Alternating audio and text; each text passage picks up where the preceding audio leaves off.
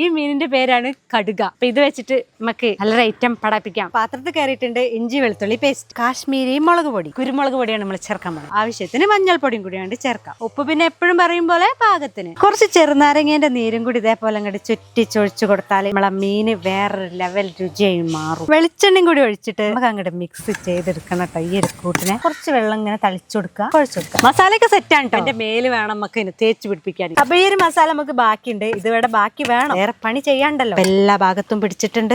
ഇങ്ങനെ അങ്ങോട്ട് വെച്ച് കൊടുക്കും ചെയ്യാം.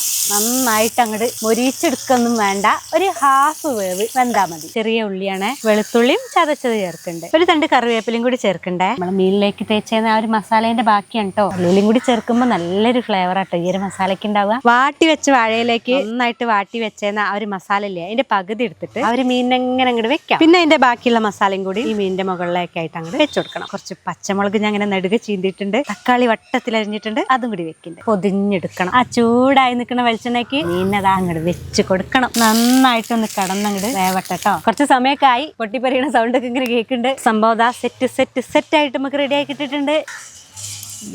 സൂപ്പറായിട്ട് കാണാൻ എന്താ ഭംഗിയിലെ. ഇങ്ങനെ അങ്ങോട്ട് പൊട്ടിച്ചെടുക്കണേ.